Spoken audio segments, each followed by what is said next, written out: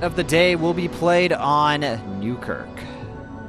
Spawning in the bottom right-hand position as the green Protoss from STX Seoul. Their last chance. He needs the win to drag it into the ace. His name is Classic.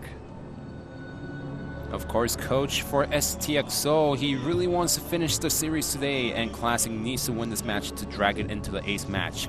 His opponent is Red Terran for SK Telecom T1, spawning in the bottom left position. His name is Fantasy. Fantasy always has meticulously prepared builds when it comes to StarCraft and StarCraft2. And remember, if Fantasy wins in set number 6, then we are going to go into series number 3 between STX Seoul and SK Telecom T1 on Tuesday. Indeed. So if you we see SCV number 1, we see SCV number 2 leaving the base. All right. So the question is going to be, will Classic be able to identify what's happening to him fast enough? Can he scout what's coming his way here? This is going to be a double proxy Rax build against Classic here. 11-11. All right, we do have a gateway on the way for Classic. Not going to go for something crazy like a Nexus first. Yeah, so it really depends on Classic scouting. You know, for example, a lot of Protoss players these days, they love to scout a little bit later into the game, making sure that they could get as greedy as possible. But if Classic starts sending the probe around this main base, around the natural, and tries to see if there's any scout proxy from his opponent, and if he scouts it, then he can defend against this attack and win the game. Yeah, now, see, Fantasy, he's the kind of person you actually want to scout early on in the game, because this is the kind of thing he will do to you. Classic, has he prepared enough? Does he understand that this is a potential threat on his front? Well, given the build order that we see from Classic right now with only one gas, seems like it's most likely that we're going to see a fast Nexus from Classic. Yes, a very standard opening PvT. And Fantasy, this build has been designed to pretty much counter a build very similar or that exact build. Yeah, so if he does get a probe scout outside of the main base, he doesn't have to cancel the solid, and he's gonna have one more unit. But SCVs are being pulled right now. Fantasy, he wants to drag it into Tuesday. If he makes this work, it's gonna be a 4-2 victory for SK Telecom T1. He does scout the natural. Is he gonna cancel the solid?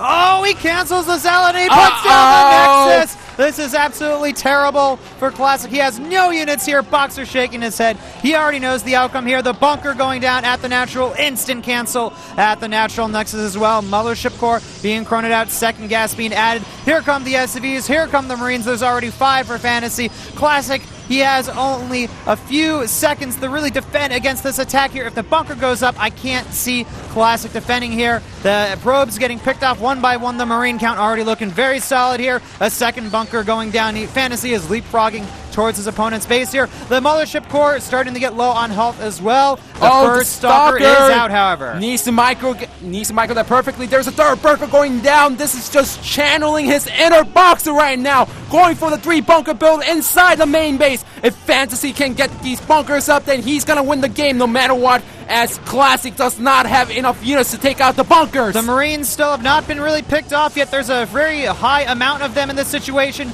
Boxer, basically Fantasy, he's channeling Boxer through him right now. Fantasy is Boxer's avatar in this situation. The third bunker completes, and now we can see Marines get put into that bunker. 3 are in there as well, but the Nexus cannon, it almost has enough energy to put down the Nexus cannon on that Nexus. He really needs additional Marines inside the main base. He needs to make sure that SCVs are repairing the bunker, but really smart by Classic right now. Just focus firing on the SCVs a little bit and trying to take out the bunker as soon as possible.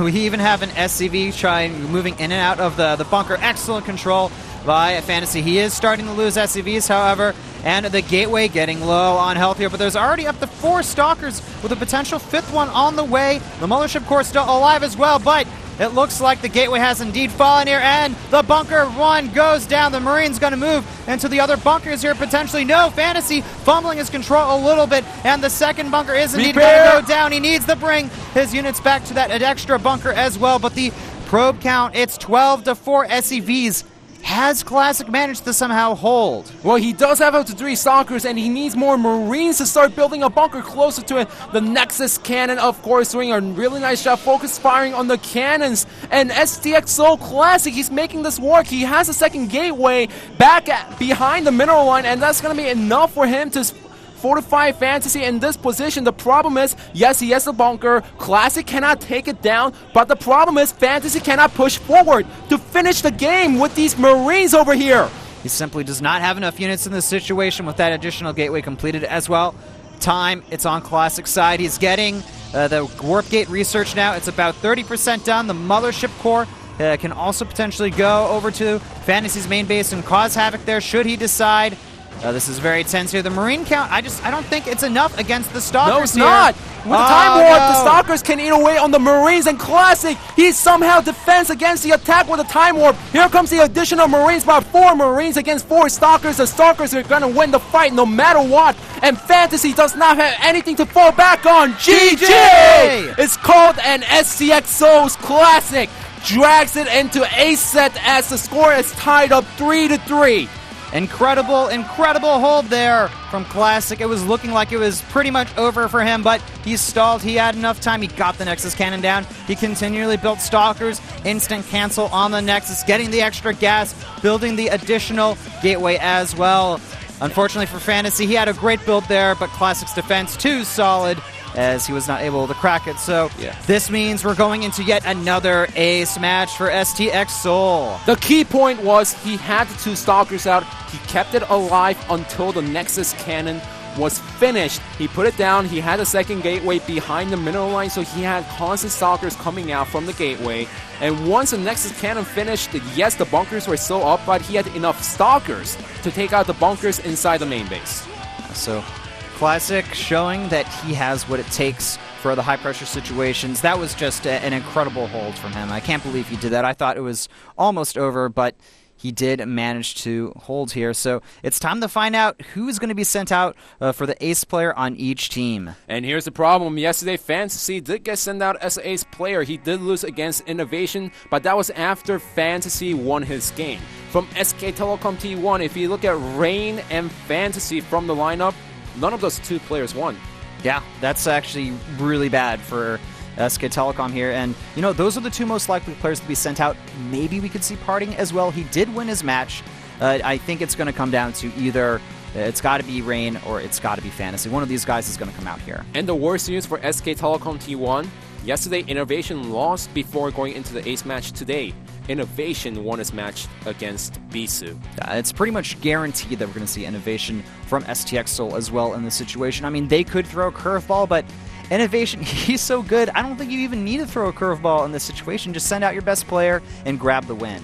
So let's go back to the OGN studio at Yongsan Station as we're going to find out the ace players from each team. From STX Soul, we most likely know who is going to be, but Classic, of course, doing a fantastic job in set number 6, and now it's up to this player to finish the series is Innovation. Of course it's Innovation. Who else would it be from STX Soul? He is their reliable ace player, performing under pressure constantly. He is going to make it happen. So now it's time to find out who's going to be sent out from SK Telecom. That's the real question here. You know, there's a lot of potential choices. It just really depends who is prepared for this situation. Well, remember, SK Telecom T1, they knew who the ace player was going to be if they were tied 3-3, so they had a lot of time to prepare against Innovation. But who is it going to be? Like we said, Rain lost today, Fantasy lost today. They need to regroup themselves and play in the ace match if they are sent out today. And we have some other players in the roster, but realistically, I see one of those 2 players being sent out. All right, so is it going to be Rain or Fantasy, or are they going to throw just the craziest curveball? No, indeed, it's going to be Rain is being sent out as the ace player from SK Telecom T1. We're going to have a PvT, and that's going to be on Neo Planet S. So now it's going to be another match between Innovation and Rain. If STX Soul wins, they're going to win the series 2-0. But SK Telecom T1 needs to win this A set to make sure they drag it into match number 3 on Tuesday.